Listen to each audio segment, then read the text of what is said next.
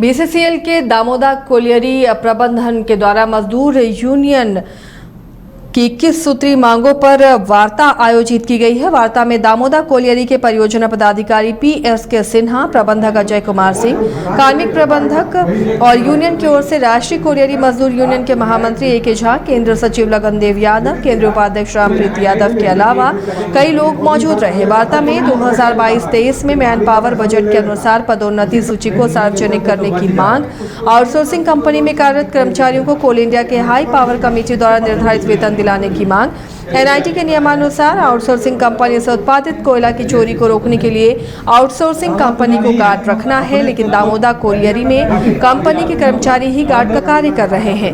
इन कर्मचारियों का वेतन आउटसोर्सिंग कंपनी के बिल से काटा जाए। इसके अलावा मजदूरों की तमाम समस्याओं को रखा गया है। प्रबंधन की तरफ से भी समस्याओं के समाधान का आश्वासन दिया गया। और सौहार्द वातावरण में बातें हुई है। हमने जो टास्क दिया है उन पर उनका पॉजिटिव जवाब आया है और हम उम्मीद करते हैं कि उन मांग पर जो उनकी सोच है, जो निर्णय है, उसको लागू करेंगे। कुछ समस्या है जो डायरेक्टर टेक्निकल से और जनरल मैनेजर से बात की जाएगी। हम चाहेंगे कि एरिया 1 एक खुशहाल एरिया रहे, दामोदा कोलियरी एक मजबूत कोलियरी। बेरमो के चंद्रपुरा प्रखंड के दामोदा कोलियरी के पास मॉक ड्रिल का प्रशासन द्वारा आयोजन किया गया है। भारत कोकिंग कोल लिमिटेड के प्रबंधक द्वारा मॉक ड्रिल का आयोजन किया गया। इस मॉक ड्रिल में कोलियरी प्रबंधन के द्वारा आपात स्थिति से निपटने के लिए कम से कम समय में कैसे तुरंत उससे निपटा जाए, सहायता पहुंचाई जाए, इसे लेकर ये मॉक ड्रिल आयोजित की गई।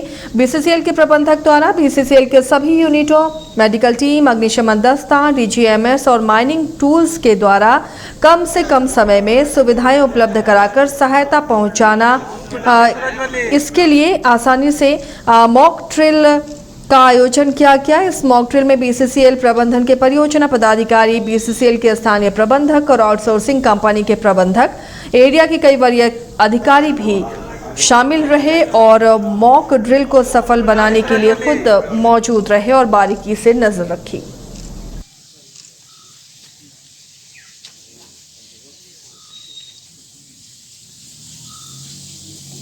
तो हमको जैसे ही मनेर साहब से खबर मिला, हम लोगों ने तुरंत सायरन का उपयोग किया, जो हमारा सिस्टम है, और सायरन के द्वारा सबको वार्न किया गया कि हमारे माइन में इमरजेंसी डिक्लेयर हुआ है। और हमने अपने ऊपर के अधिकारी जैसे GM साहब, AGM साहब और DGMS के अधिकारी को खबर किया, साथ में प्रशासन को भी खबर किया और हम लोग तुरंत कंट्रोल रूम को रश किए और जो भी सेफ्टी से रिलेटेड या इमरजेंसी होने पर जो भी हमारा गाइडलाइन है मनेर साहब को बताए, उसके अकॉर्डिंगली मनेर साहब ने जैसा आपको बताया कि हम लोगों ने उसको अमल किया। हम लोगों ने इनंडेशन के ऊपर हम लोग एक मॉक ड्रिल किए हैं। करीब 12:15 के आसपास में हमारे ACM ने खबर किया कि वो अचानक से वो घुटवे साइड में जो छाई के बगल में जो तालाब है, वहाँ से अचानक से जो बैरियर तोड़ के पानी अचानक से घुसने लगा माइंस में पानी घुसने लगा, जिसके चलते कुछ मशीनें ट्रैप हो गई, कुछ 1-2 ऑपरेटर, पंप ऑपरेटर ट्रैप हो गए थे। तो उसके लिए तुरंत हम लोग उनको हमने इंस्ट्रक्शन दिया कि आप जैसे इंस्पेक्शन करके हमको बताइए कि क्या पोजीशन है। तो वो इंस्पेक्शन किए, बोले कि हालत नाजुक है, इमरजेंसी डिक्लेयर करना पड़ेगा।